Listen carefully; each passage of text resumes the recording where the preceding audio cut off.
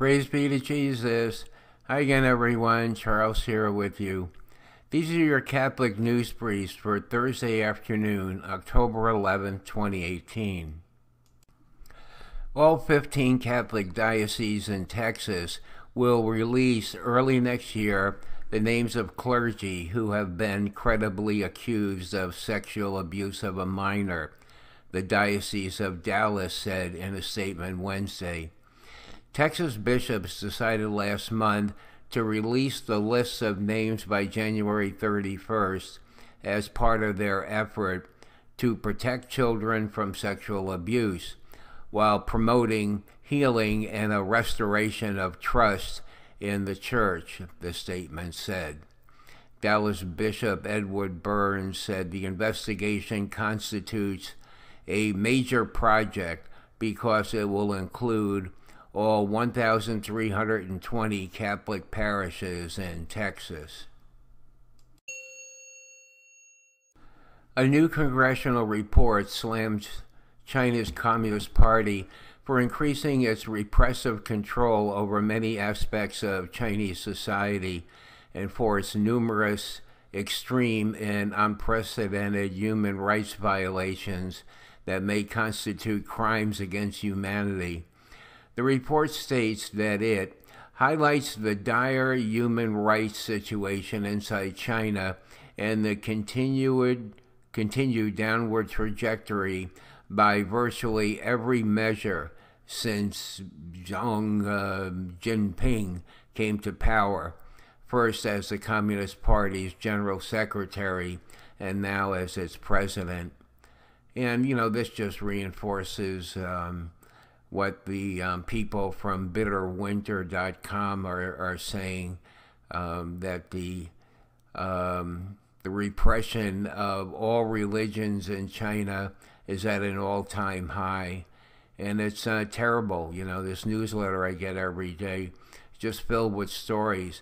I mean, China's got over 1 billion people, and I don't know how many Catholics and Christians are in the country, but then there's Muslims and Buddhists. They're all having their churches plowed down, and they're being thrown in different camps for to re-educate them, and all kinds of terrible things are going on there. So they really need our prayers. Oak Spalding's blog, Mahoun's Paradise, published on October 2nd in an interview with Chicago Auxiliary Bishop Mark Bartosik. The interview was recorded on September 23rd after the 8 a.m. Mass at Resurrection Parish, where Bartosik presided the new Mass replacing, says link, Pastor Paul Kalchik, link, pro-gay Protestants push Cardinal Kupich to promote hatred against faith, link, who was cast out because it says he burned a gay flag, but it wasn't. This is a common mistake I've seen a lot here about this story. I believe what's happened here is that he did plan on doing this, but in the end, the parishioners are the ones that burned the flag. And they burned the flag which the church owned and had in the basement for a very long time, because it's been a gay parish for, I don't know, decades. But the reason they burned it is because interwoven into the fabric of the gay pride flag was the cross of Christ. So that's what's going on there. All right, let me continue here. After Mass, Spalding asked Bishop Bartosik, "Are you a homosexual?" Bartosik understandably answered, "I can't believe you would ask that." Spalding tells his readers that in Chicago, this question is usually redundant. The Chicago Archdiocese is gay, and every Chicago Catholic knows this.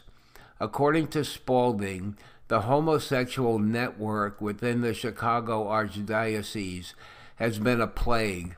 For Spalding, it is extremely troubling that all three Chicago auxiliary bishops appointed on July 3rd, Bartosik, Casey, and Hicks, graduated from the quote-unquote Pink Palace Mundelein Seminary from the same 1994 class in a time when active homosexual behavior among seminarians was public and pervasive, and many good normal candidates were driven out of seminary. Part of the 1994 class was also former Father Daniel McCormack, Chicago's most notorious gay predator priest. During the interview, Spaulding asked Bishop Bartosik whether he believed that seminarians with deep-seated homosexual tendencies should be admitted to the priesthood, but Bartosik refused to answer. "I'm not going to engage this conversation that you're having with me," Spaulding insisted. Oh, excuse me. No, Bartosik said that. All right, next sentence. Spaulding insisted. "So even though that's the rule of the current Catholic Church, supported by Pope Francis, you're not going to go on the record supporting that?" Bartosik was adamant. "I'm not going to talk to you about this." You can view the video of the bishop responding. It's really worth watching. It's only like a minute long or 2 minutes long. And, the way the bishop stares at him, the video is of the bishop's face, and you can hear the questions being asked, by Mr. Spaulding. And it's, I think his facial expressions are quite telling. Anyway, you can view the video of the bishop responding to the questions. It's the third link in the description box. And, that's really gutsy to ask a bishop if he's gay. I think it's, you could say it's an inappropriate question. Some people might say that. But I'm sort of happy somebody asked them. I think I'd be happy if some important people in the media would ask a lot of these cardinals and bishops if they're gay. I'd like to know that. I don't want to name anyone in particular. I have to be careful about what I say. But in my own mind, I wonder about certain cardinals and bishops, and but I think people generally wouldn't ask that kind of question. It's it's easy to see where a lot of people would think that's an inappropriate question. Although at the same time, if you're asking that of a Catholic priest, or a bishop or a cardinal, that may be a different story. So, it's an interesting thought. But this man, this Mr. Spaulding, had the guts to ask him. So, I would just say that if he wasn't, I would think that he would say that, unless he's. He might be straight, but supportive of the gay agenda, and or maybe he was just taken by surprise or something, But he thought about it enough to voice it, to say that he's not going to engage in this conversation. So, I've heard that from Cardinal Kupich too, that. He's not going to engage in a certain conversation, about this, that, or the other thing at certain points in time in an interview. So he just shuts, so they just shut down the interview. Okay, well, let's move on here. A high-ranking U.S. cardinal in Boston says he is concerned about a bishop's handling of alleged clergy abuse in the Roman Catholic Diocese of Buffalo and wants the Vatican to step in. A spokesman for the Boston Archdiocese told WKBW-TV in Buffalo that Cardinal Sean O'Malley reviewed reports on Bishop Richard Malone, and he will send the documents to the Vatican's ambassador to the United States. I have shared that information with Cardinal O'Malley, who is deeply concerned by the absence of recognition of the abuse experienced by the survivors and the responses or absence of response provided to the survivors, spokesman Terrence C. Donalone said in an email to 7 Eyewitness News. And our last story for this edition. The Catholic Church is one throughout the world, and Pope Francis's agreement with the Communist government of China is a sign of that. What? Okay. Bishop John Baptiste Yang Zinting of Yan'an told members of a Rome parish. The 54-year-old bishop is one of 2 bishops from mainland China attending the Synod of Bishops on Young People, the Faith, and Vocational Discernment. Well, what are you going to say about, about this here? Let's just take a look at what he said. The Catholic Church is one throughout the world, and Pope Francis' agreement with the Communist government of China is a sign of that. I wonder if he really believes what he's saying.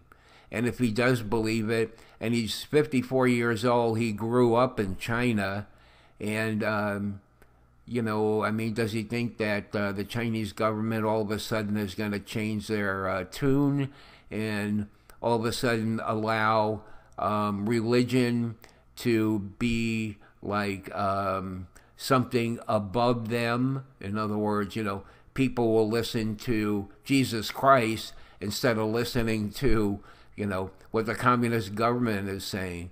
How could he ever think that Chinese communism is compatible with Catholicism is beyond me. Now, if he really believes that, then he's been terribly brainwashed, and this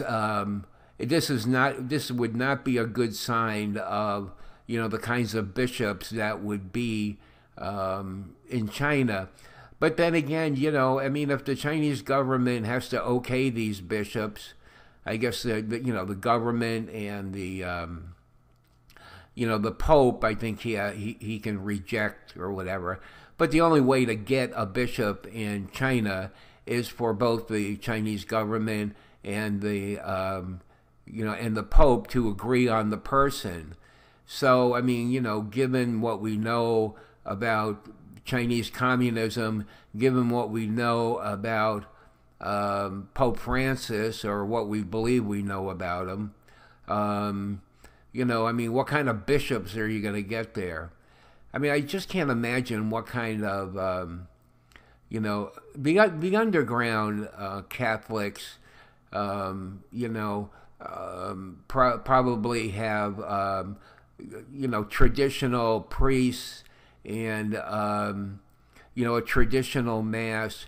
But this other kind of, I don't know, I forgot what it's called, the Catholic Church that the Chinese government has approved. You wonder, what goes on during I don't even know if it's mass. Maybe it's just some kind of service, And you certainly can imagine Chinese officials being at this, whatever it is, on Sunday, and listening very carefully to what the people are being told. The Chinese government is going to be, listening to every word that comes out of their mouth. So, how this can have anything to do with Catholicism is beyond me. Maybe I'll do a little research if I have time and see what I can find out about from Bitter Winter, from their website, about what exactly goes on in these, church-approved or communist state-approved gatherings of Catholics. The ones that are approved by the government. That'll be interesting. I'll see if I can't find some time to do that. Okay, well, that's about it for now. And St. Michael's prayer is coming up. I was thinking about changing the prayer, but I may or may not do that. But anyway, so enjoy your day or evening. We'll talk to you next time. Bye.